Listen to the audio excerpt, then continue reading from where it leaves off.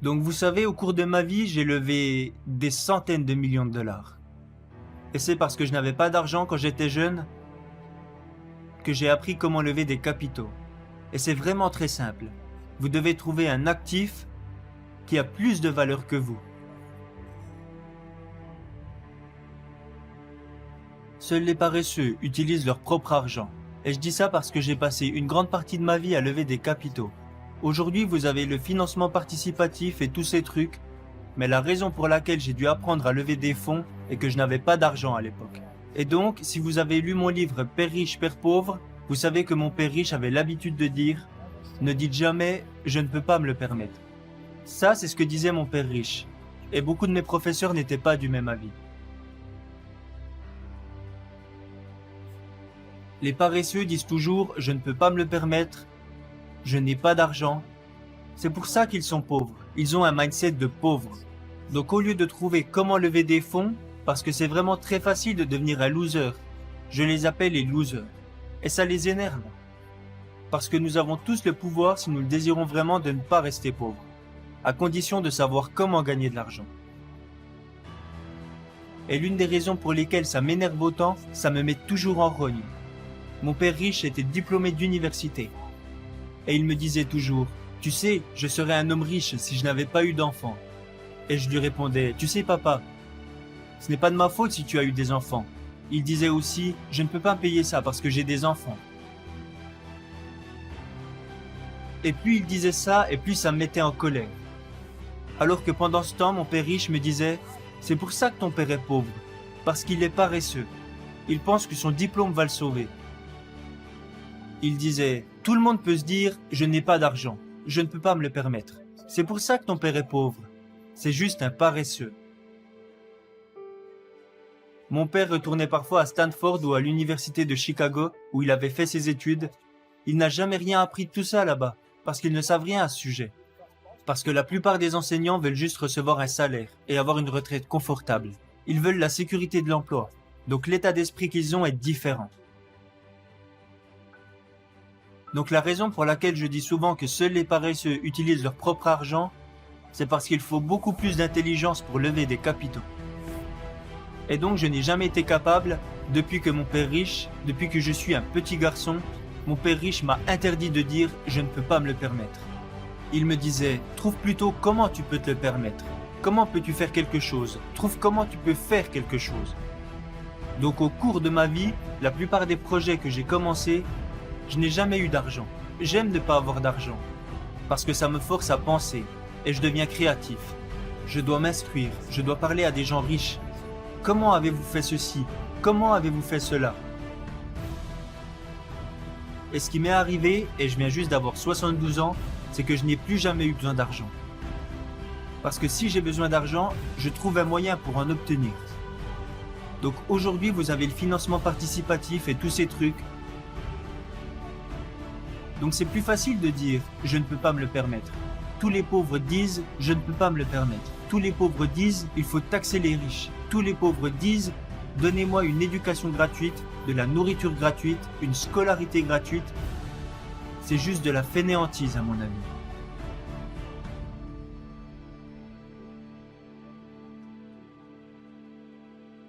Donc vous savez, au cours de ma vie, j'ai levé des centaines de millions de dollars. Et c'est parce que je n'avais pas d'argent quand j'étais jeune que j'ai appris comment lever des capitaux. Et c'est vraiment très simple. Vous devez trouver un actif qui a plus de valeur que vous. Ils ne peuvent pas investir en vous parce que sinon ça s'appelle de l'esclavage. Donc ce que j'ai fait quand j'ai commencé, c'est que je me suis mis à chercher un petit bien immobilier. J'ai trouvé un prétexte, une chambre, une salle de bain en copropriété sur la plage de Maui. Et j'ai trouvé un prétexte pour que les gens me donnent de l'argent. Tout ce que j'avais à faire était de leur rassurer que je les rembourserais. Donc mon premier achat a été financé à l'aide d'un emprunt. Je n'avais pas mis d'argent pour l'achat, j'avais emprunté 100% du prix. C'était un appartement qui coûtait 18 000 $. Vous ne pouvez plus en acheter à ces prix-là aujourd'hui. Mais à l'époque, l'économie était en chute libre. Donc j'ai acheté cet appart à 18 000 $. Le gars voulait 10% d'acompte. Vous n'avez pas besoin d'être bon en maths. 10% de 18 000 $, ça fait combien? 1800 $. J'aurais pu utiliser mon argent, j'avais l'argent. Mais ça aurait été trop facile. Seules les personnes paresseuses utilisent leur propre argent. Et c'est ce qui va certainement énerver beaucoup de gens. Vous me traitez de paresseux? Eh bien oui, en effet. Parce que vous êtes le genre de personnes qui disent « Je ne peux pas me le permettre, je ne peux pas faire ça ». C'est ça le problème. Le problème se situe entre cette oreille et cette oreille. Je ne peux pas faire ça. La plupart des membres de ma famille disent « Je ne peux pas me le permettre ». Mon père m'a appris à dire ça. Ma mère m'a appris à dire ça. Mon père riche m'a appris à ne jamais dire ça. Donc ma plus grosse erreur, c'était en 1973. J'ai commencé à acheter mon premier bien. On avait conclu le deal à 18 000 $. 1800 $ d'acompte, 25 $ de loyer mensuel, de revenus passifs. Et puis j'ai continué à faire ça. J'ai acheté beaucoup de biens immobiliers par la suite. Et puis j'ai décidé d'aller là. Mon premier business était une entreprise de portefeuille pour surfeurs. J'avais du mal à les vendre. Alors on s'est ruiné très vite. Nous avions acheté 100 000 de ces portefeuilles en Corée, on les envoyait dans notre entrepôt à Long Island et nous empruntions de l'argent à nos investisseurs. Donc nous avons levé environ 600 000 $. Donc on rencontrait de sérieux problèmes. Je devais environ 200 000 $ à mon père riche se moquait de moi, on était en train de faire faillite. Parce que nous avions du mal à écouler nos produits. Ils étaient dans notre entrepôt à Long Island et personne ne voulait nous les acheter. Donc le bon côté quand vous faites une bêtise, c'est qu'en général ça vous rend plus intelligent. Alors j'ai commencé à réfléchir, qu'est-ce qui ne va pas?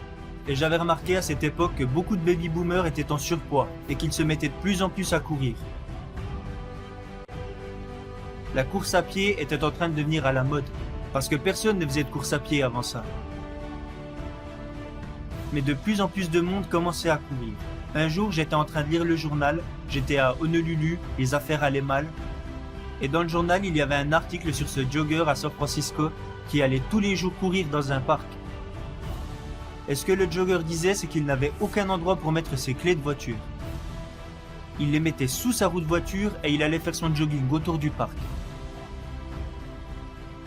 Et un jour, quand il est revenu à sa voiture n'était plus là. Et donc la question qui était posée sur le titre du journal était « Que fait un jogger avec ses clés ?» J'étais assis là et je me suis dit « Oh mon Dieu, un problème !» C'est comme ça que j'ai eu l'idée de la basket à poche. Et vous pouvez voir cette photo juste ici, c'était dans le magazine Playboy. C'était une belle et jeune mannequin qui n'avait rien du tout sur elle, hormis une paire de baskets à poche. On était en train de faire faillite à l'époque. Mais quand cette photo a été publiée dans Playboy, soudainement, on était devenus des génies. Et tout le monde a commencé à nous jeter de l'argent. Et tous ces produits, nos portefeuilles se vendaient, nos baskets se vendaient, les investisseurs étaient heureux, et les ventes ont commencé à exploser. Et nous avons eu beaucoup de succès. Donc on était passé du risque à la stupidité, à l'intelligence, au succès. Mais le problème, c'était de savoir comment financer notre inventaire. Parce que la demande était mondiale, et nous ne pouvions pas suivre la demande. Donc j'ai emprunté 100 000 $ de plus.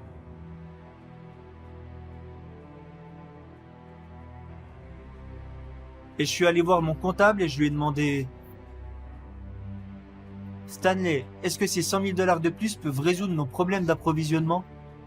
Il m'a répondu « Oui, ils le peuvent. » Alors j'ai donné un chèque à Stanley et il s'est enfui avec. Je n'avais signé aucun document. Je lui avais juste remis le chèque. Il me disait que je lui devais de l'argent. Donc ça, c'était l'une de mes premières, vous savez, erreurs à 6 ou 7 chiffres. Le plus important, c'est d'investir. Investissez dans ce que vous aimez. Moi, j'aime les business. J'aime l'immobilier. Je veux dire, j'aime vraiment ça. et j'aime l'or et l'argent. Donc j'investis dans ce que j'aime. La plupart des gens disent « Faites ce que vous aimez ». Moi, je préfère investir dans ce que j'aime. J'aime être un entrepreneur. J'aime investir.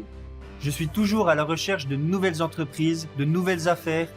C'est juste un jeu pour moi. Vous savez, quand vous regardez l'état financier de votre business, c'est juste un moyen de compter les points. Mais avec le temps, vous vous rendez compte que l'école ne vous apprend rien sur toutes ces choses. Mais cela nous ramène à la question initiale. Pourquoi ai-je dit que seuls les paresseux utilisent leur propre argent? Parce que les paresseux disent toujours « je ne peux pas me le permettre, je ne peux pas faire ça ». C'est facile de dire ça. Et c'est pour ça qu'ils sont pauvres. C'est plus difficile d'aller chercher 1 million de dollars que de dire « je ne peux pas me le permettre ».